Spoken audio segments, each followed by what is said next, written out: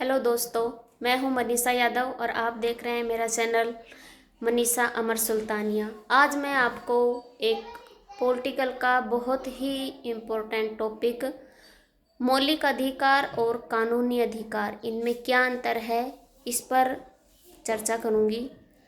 मेरी पूरी कोशिश रहेगी कि आप इन दोनों शब्दों में आपका अंतर क्लियर हो जाए, आप अच्छे से समझ पाएँ कि मौलिक अधिकार और कानूनी अधिकार में क्या अंतर होता है, क्या फ़र्क होता है दोनों में, क्योंकि अक्सर हम इन दोनों शब्दों में कंफ्यूज रहते हैं।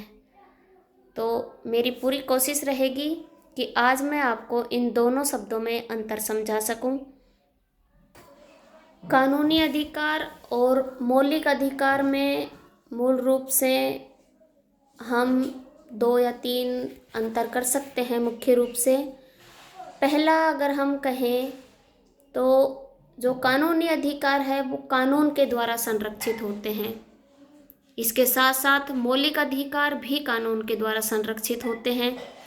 दूसरा कहें कि कानूनी अधिकार जो है वो न्यायालय के द्वारा बाध्यकारी किए जाते हैं।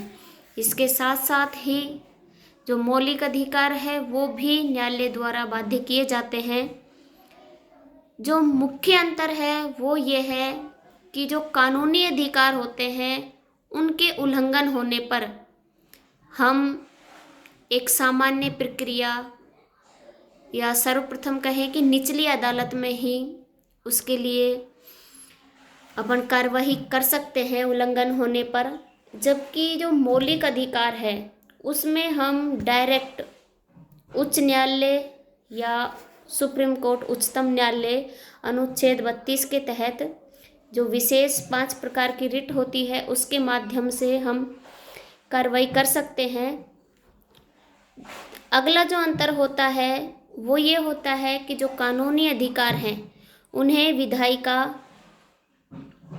कभी भी पूर्णतः या उसमें कुछ अंश परिवर्तित करना चाहे तो सामान्य प्रक्रिया के तहत कर सकती है, उनके बदल सकती है। जबकि जो मौलिक अधिकार हैं उनमें संशोधन के लिए विधायिका को संविधान संशोधन का सहारा लेना पड़ता है, यानी संविधान में संशोधन करना पड़ता है। अगला जो होता है वो है कि सभी जो कानूनी अधिकार है वो पूर्णतः अंशतः परिवर्तित किए जा सकते हैं। जबकि केशवानंद भारती वाद के बाद जो मौलिक अधिकार हैं उनमें ये देखा जाएगा कि कोई मौलिक अधिकार उसमें संविधान का आधारभूत ढांचा तो शामिल नहीं है।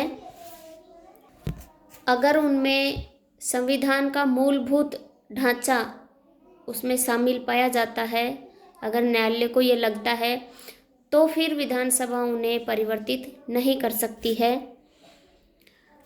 इसके अलावा आपातकाल में जब मौलिक अधिकार पर प्रतिबंध लगाए जाते हैं तो केशवानंद भारती वाद के बाद मौलिक अधिकारों को संसद या विधानसभाएं संशोधित या परिवर्तित नहीं कर सकती। जो आधारभूत अगर ढांचा है उसमें सम्मिलित है तो परिवर्तित नहीं कर सकती है। मौलिक अधिकारों को आपातकाल के दौरान ही निलंबित किया जा सकता है, इसके अलावा कभी भी निलंबित नहीं किया जा सकता।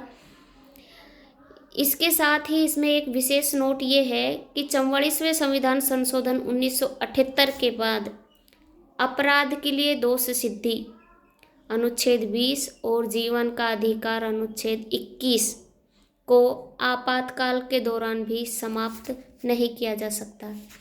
इस प्रकार आपने समझा कि मौलिक अधिकार और कानूनी अधिकार में क्या अंतर होता है। अगर आप इसी प्रकार की जानकारी कानून से संबंधित, राजनीति से संबंधित या और किसी टॉपिक पर जानना चाहते हैं तो प्लीज़ मेरे चैनल को शेयर करें, सब्सक्राइब करें और बेल आइकन को दबाएं। Thank you.